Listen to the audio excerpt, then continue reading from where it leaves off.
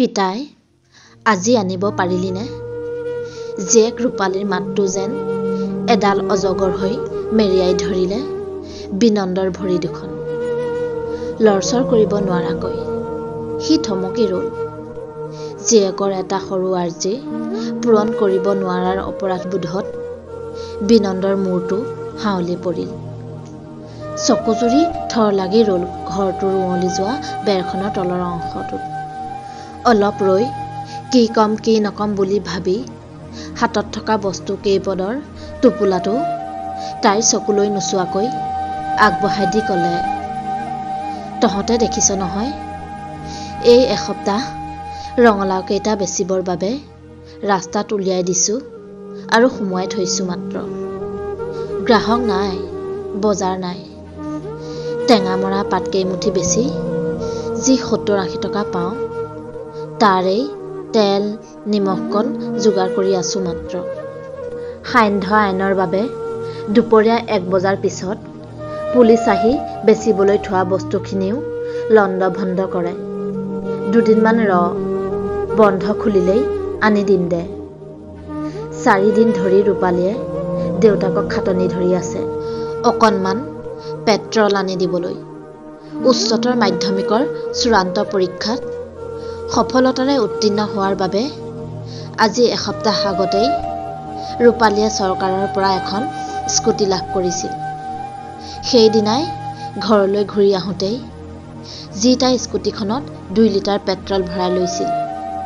হাতৰ টকাকেইটা আদায় হোৱা ভায়েক ভনীয়েকহঁতৰ বাবে এপোৱা বুন্দিয়া ভুজিয়া লৈ এক বুজাব নোৱাৰা আনন্দ এটাৰ সহযাত্ৰী হৈ উভতিছিল তাই সেইদিনা। ৰূপালী কিছু সময় মৌন হৈ ৰৈ আছে দেউতাকৰ শুকান মুখখনলৈ।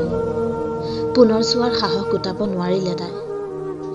এটা বুজাব নোৱাৰা শোকে কণ্ঠনলীত বহি মৃদু বিষ এটাৰ সৃষ্টি কৰিলে তাই। সেইজন দেউতাকক তাই কেনেকৈনো বিচাৰিব? কলেজলৈ যোৱাৰ সময়ত দিনটোৰ হাত খৰচ কিদৰে ক'ব? পিতাই 100 টকা দেচোন, স্কুটিখনত পেট্ৰল ভৰাব লাগে। তাই ভিতৰলৈ গৈ দুৱাৰৰ কাষত ৰৈ উচুপি উঠিল।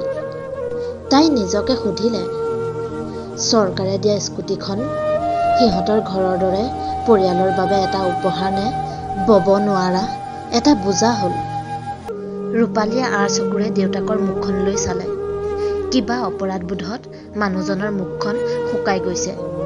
দেউতাকৰ মুখখন দেখি ৰূপালীৰ বুকুখন বিষাই উঠিল। কিমান কষ্ট কৰি সিহঁতক দেউতাকে পঢ়াৰ খৰচ যোগান ধৰিছে তাৰ ঠিক নাই। নিজেতো জীৱনত একো এটা কৰিবই নোৱাৰিলে। সেইবাবে সিহঁতকেই মানুহ কৰাৰ বাবে মানুহটোৱে দেহে কেহে খাটিছে। দেউতাকৰ কষ্ট আটাইকেইটা ল'ৰা ছোৱালীয়েই বুজি পায়। সেইবাবে সিহঁতি একো দাবী নকৰাকৈ পঢ়া শুনাত মন দি আহিছে আৰু সেইমতে ফলো পাইছে। সিহঁতিয়েইতো দেউতাকৰ কষ্টবোৰ এদিন নোহোৱা কৰিব লাগিব, সেইটো সিহঁতি ভালদৰেই বুজি পায়। ৰূপালীয়ে হায়াৰ ছেকেণ্ডেৰীত ভাল ৰিজাল্ট কৰাৰ বাবে স্কুটি এখনো পালে চৰকাৰৰ ফালৰ পৰা। কিন্তু সেই স্কুটিখন সিহঁতৰ বাবে কালহে হ'ল। কেৱল সিহঁতৰ বাবেই নহয়, সিহঁতৰ দৰে বহুতো অভাৱী মানুহৰ বাবে স্কুটিখন হৈ পৰিছে ব্যয়বহুল। ৰূপালীৰ মতেতো তাইৰ পুৰণি সেই চাইকেলখনেই বহুত ভাল। ৰূপালী দেউতাকৰ কাষ পালেগৈ আৰু দেউতাকৰ হাতখনত ধৰি ক'লে, পিতাই হ'ব দে, একো নাই। মইচোন অতদিনে মোৰ সেই চাইকেলখনতে অহা যোৱা কৰি আছোঁ। ক'তা, একোতো অসুবিধা হোৱা নাই, তই মন মাৰি নাথাকিবি। সেইবুলি কৈ ৰূপালীয়ে আজি এসপ্তাহে বেৰত আঁজাই থোৱা চাইকেলখন উলিয়াই আনি তাত লাগি থকা ধূলি মাকতিবোৰ ভালদৰে মোহৰাত লাগিল। দেউতাকে দুখৰ মাজতো জীয়েকৰ ফালে চাই এটি গৌৰৱৰ হাঁহি মাৰিলে। এনেদৰে বাপেকক বুজি পোৱা এজনী ছোৱালী থাকিলে জীৱনত আৰু লাগিছেনো কি? তাকেই ভাবি ভাবি তেওঁ পাকঘৰলৈ বুলি সোমাই গ'ল।